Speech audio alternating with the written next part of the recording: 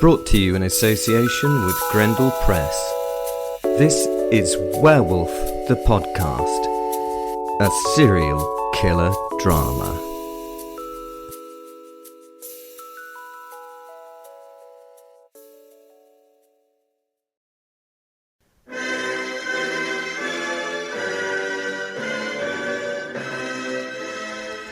I'm now a werewolf working for King and Country. Episode 20. Werewolf the Podcast. Torture on the streets of Kabul. They swung out into the busy streets and the screaming horns of traffic in Kabul.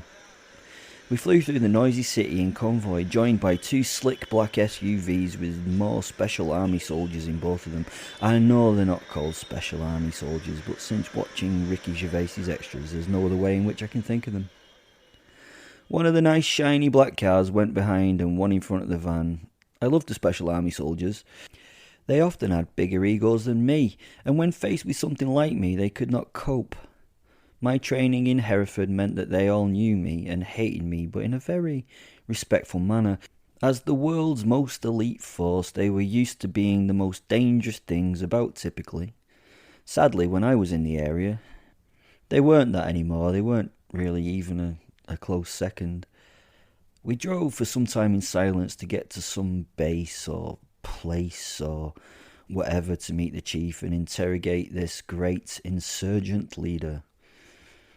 Whatever one of those is. I sat back, sensing and drinking in the sensations offered by this city. Each place in the world smelled and felt different, and my senses, as evolved as they were, added colours and highlights, textures and details that an average person would never experience. That's because I'm a fucking werewolf. My posit Fenrir was very bored. He was pacing up and down the back of the van, fed up with the constant travelling and the expectations my new owners placed on me. As the journey time grew, I also got bored, and I eventually lay my head back and listened to my music, staring directly into the rearview mirror that reflected the image of the driver's shaded eyes. His awareness constantly flicked to my stare. Even covered in sunglasses, I could feel the discomfort. I was a beast, so I would act like one. In truth, I was a bullying dickhead, but, you know, when the shoe fits, you should wear it. And be proud of the label, unless the label says Gola. Although, I can actually make Gola look cool, I reckon. The situation that I was being brought into was the usual. They tended to bring me in when things were not going their way. Normally it was for someone they tried all the usual processes with. They had done all they could to extract the information required. It was always incredible that I would be called in because I knew that those interrogated had to go through lots of shit before they even met me. If they could get through that, then they were very tough cookies. I mean, modern drugs and modern techniques are really hard to beat, but if they were in a rush or those techniques had not succeeded, they always had the option of me. The money I was paid for these little excursions was good, and I would spend a few days off in Dubai on my way home. A werewolf in a desert, a strange place for me, but it had its distractions and advantages. This time I would be there for the full moon. I would be in the desert on the full moon. That was going to be wild. We drove through 3 checkpoints where the dicks that were driving me were asked for ID by the dicks on security. But although the dicks registered my presence, they never asked my dicks for my ID or even spoke to me for my ID. All part of the deal, apparently. Simple men stay scared if they never get to know you. So they were told not to bother the weirdo. If they spoke to me or got to know me slightly, they might think I was a normal human being, which apparently would be bad. So I was told to stay quiet and look mean. I could do the quiet bit, but I always looked good, so I was not great at the looking mean bit. The van ran through the compound gate and pulled up outside the big concrete blocky building in a shower of dust and gravel. The dicks got out of the van and I was released from my air-conditioned prison into the hot noonday sun. The chief, who was now my appropriately named handler, was waiting on the entrance steps, and he walked out and greeted me. Not a friendly greeting, just a greeting. He shook my hand. "Welcome, Will. We need some of your special expertise here today. This guy is a real hard ass." I smiled and nodded, but didn't speak, and as he turned to walk back into the building, I followed him a pace or two behind, not out of any kind of deference or respect for him, but just so I didn't have to get involved in any small talk conversations. I mean, what do you talk about in Kabul? The fucking weather. I mean, it's hot. That's it, it's hot.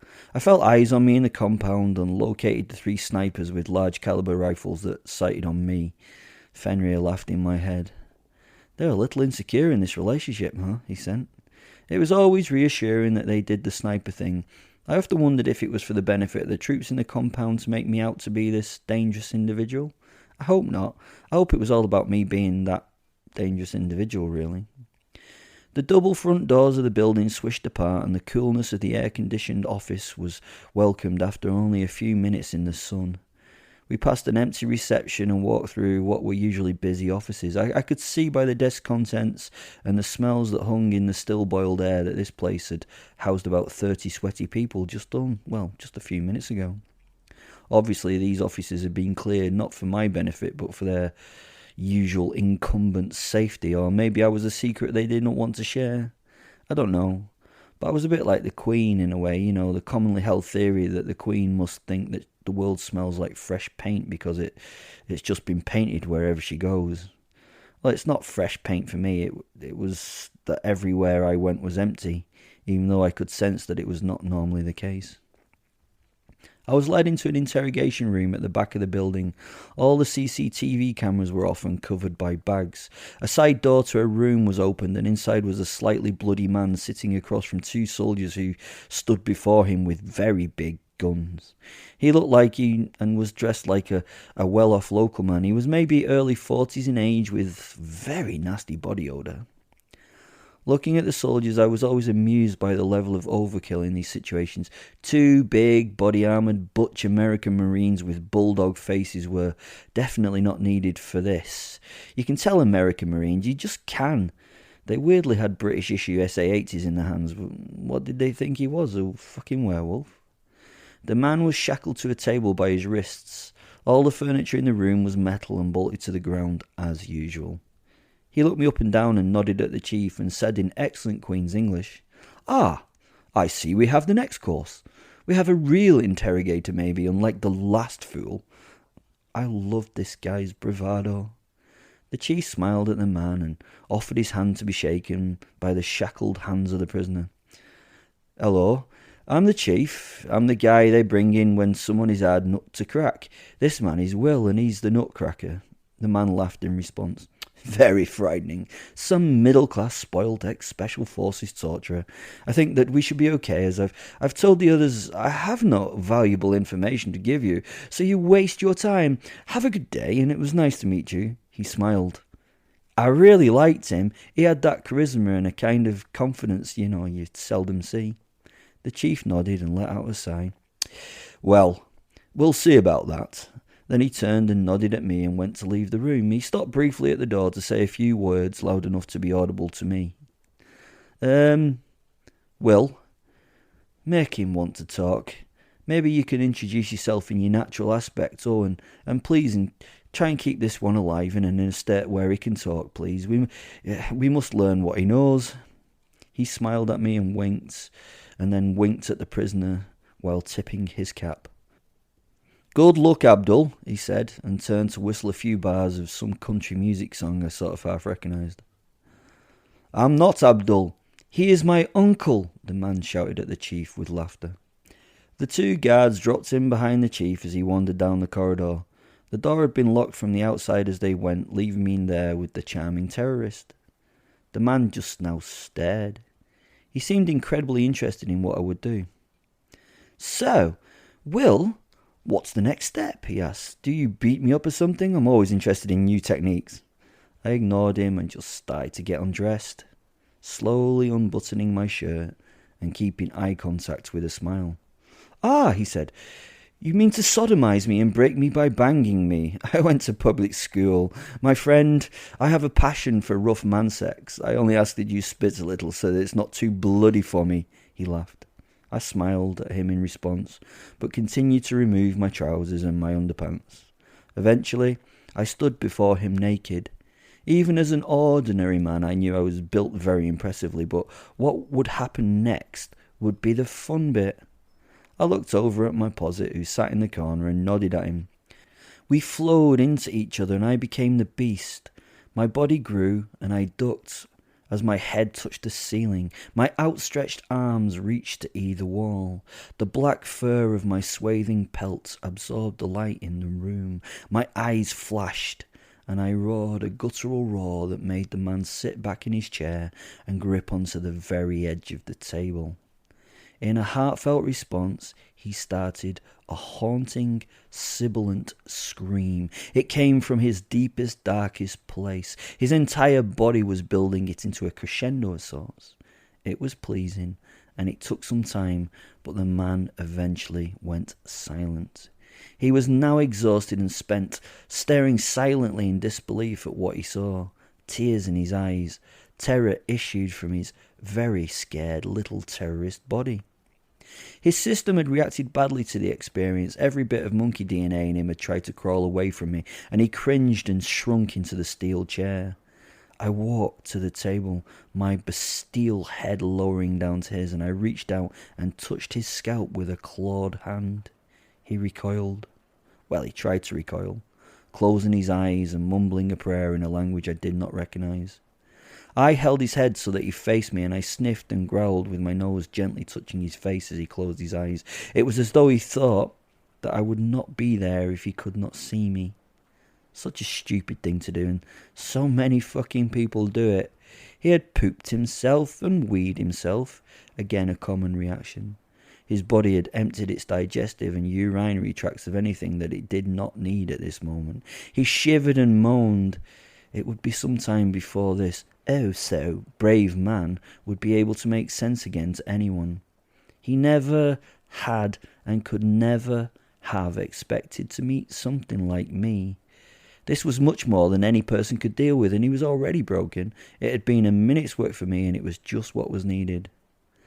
I let the posit bleed from me as I renewed my human form. Again I stood before him, the man. I smiled at him once more, arms outspread, presenting myself to him, the mere mortal. The man's head was dropped and he was crying into his hands. A pool of tears formed on the table. I slowly put my clothes back on, just keeping an eye on him. He sniffed and looked up. What are you?" he asked. I'm a demon, my friend. The God you hold in such high esteem has sold you out to the infidel. You've displeased him, so you're here in your own little hell." I lied. "There are men who are going to come in here after I've left. You will speak to those men, and you will give them all the information that they seek. If you do this to an acceptable standard, you may get saved, my friend. If not, you and your family will be mine. I will kill all you love, then I will devour their souls, and they will be tortured for all time.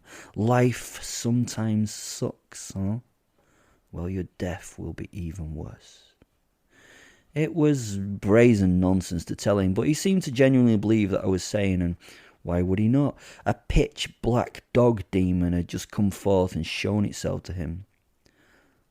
What have I done to displease my God so much? Why would he send you to do this? Does he not believe in the Muller's cause?" he asked.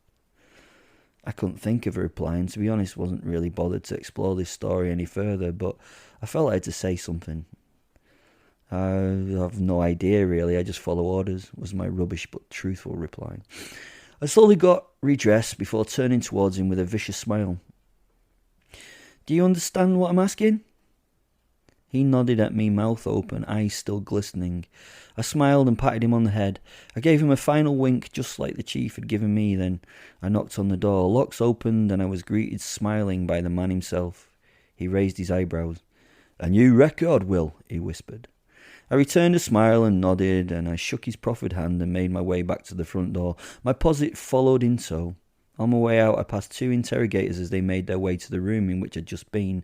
They maintained cool exteriors, but the stress poured from their respective bodies on seeing me. They'd heard the noises from the room and obviously knew what I was, and they didn't like that one bit. I smiled and nodded at them, and they gave no response as per their orders.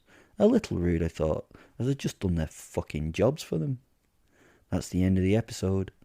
If you want to support the show, there's a support the show link down in the description. That'd be really nice. Other than that, like you lots, have a good day, bye.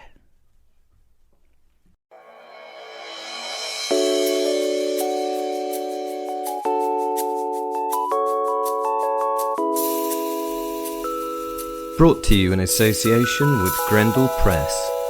This is Werewolf the Podcast, a serial killer drama.